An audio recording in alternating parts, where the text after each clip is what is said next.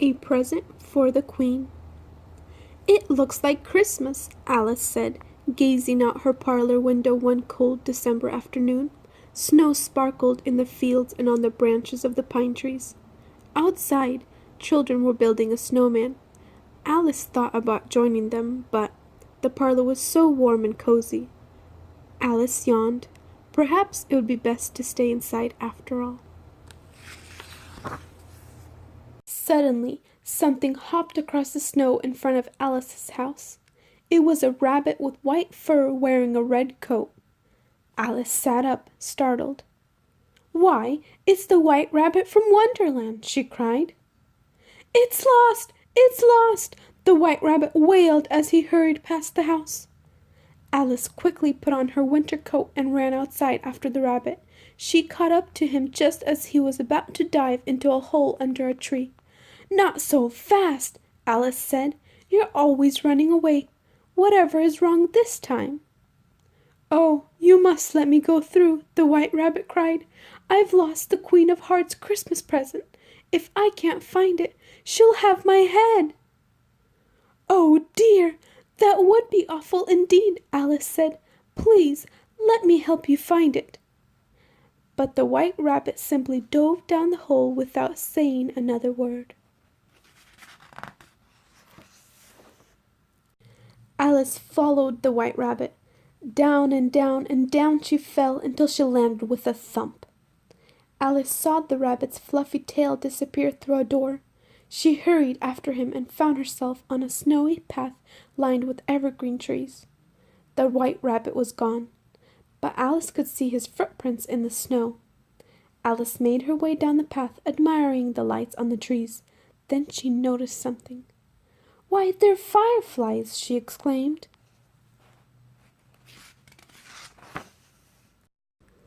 All at once, the footprints stopped.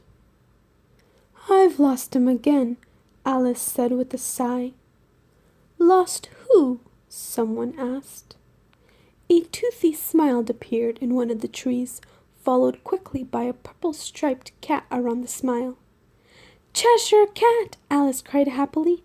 "Maybe you can help me. The White Rabbit has lost the Queen's present, and—" "But that's a lost what?" the cat interrupted. "I thought you said you lost a who?" Alice frowned. Usually she quite enjoyed riddles, but she always had such trouble explaining herself to the Cheshire Cat.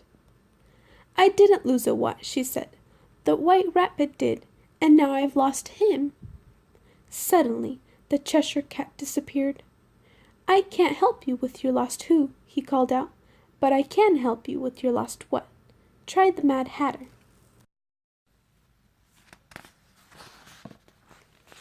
Alice looked around. She knew the Hatter wasn't on the path behind her, so she continued forward. Soon she heard music. "Deck the halls with bowls of jelly, foo-loo-loo-loo-loo-loo-loo-loo." Alice emerged in a clearing. The Mad Hatter and the March Hare stood with their arms around each other singing. They stopped when they saw Alice. "Alice!" the Mad Hatter cried. "Come join us. We're singing Christmas carols." "Christmas carols?" Alice asked, confused. "Don't you mean Christmas carols?" "What does carol have to do with it?" the March Hare said. "Everyone knows Harold wrote all the best Christmas songs." And with that, the March Hare and the Mad Hatter began to sing again. "Oh, Christmas tea, oh, Christmas tea, with milk and cream we drink thee." "But that's not how the song goes at all," Alice said. "And anyway, I don't have time to sing. The White Hare has lost the Queen's Christmas present and—"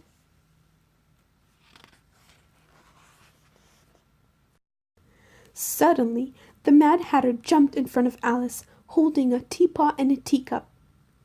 "Cold cocoa?" he offered, handing Alice the teacup. "Don't you mean hot cocoa?" Alice replied. "This reminds me of a riddle," the Mad Hatter said. "What keeps your head cool in the summer and warm in the winter?" "A hat, of course," Alice said. "Now, please, I need your help. The Queen's present is lost." With a twinkle in his eye, the Mad Hatter took off his hat. Sitting on top his head was a large box wrapped in Christmas paper, and lying on top of the box was a teeny sleepy dormouse. "There you are," the Mad Hatter said, grabbing the dormouse. "And here you are," the March Hare said, handing Alice the present.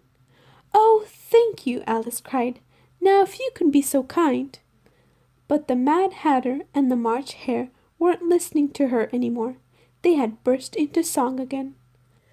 "On the first day of Christmas, my best friend gave to me a steaming pot of lovely tea." Shaking her head, Alice left the clearing. As she made her way through the trees, she saw that the White Rabbit's footprints had reappeared. Alice didn't want to lose the tracks again. She carefully followed them all the way to the Queen's castle. As she approached the gates, the Queen's guards grabbed her. "The Queen's got a reward out for your head," one of the guards said. The guards brought Alice to the throne room, where the White Rabbit was busy apologizing to the Queen. I'm sorry, Your Majesty," he said. "I had your present, and then I lost it." The Queen had heard enough. "Off with his head!" she shouted. "No!" Alice cried, breaking away from the guards. "The present isn't lost. I found it."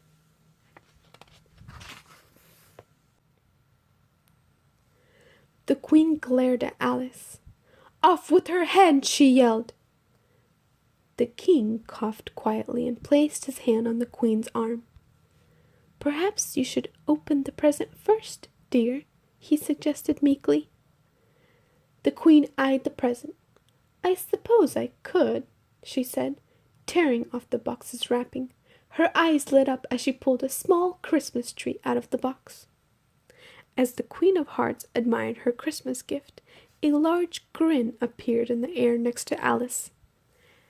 "Now might not be the worst time to slip away," it said.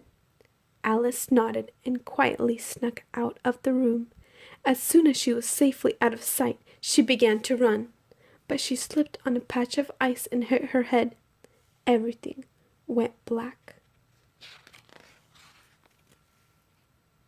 When Alice opened her eyes, she found herself back in her parlor. She yawned sleepily. "What a strange dream I just had," she said. Stretching, Alice looked out the window. Just then, her eye caught the finished snowman. It was wearing a familiar hat and holding a teacup. Alice frowned. Perhaps it hadn't been a dream after all. The end.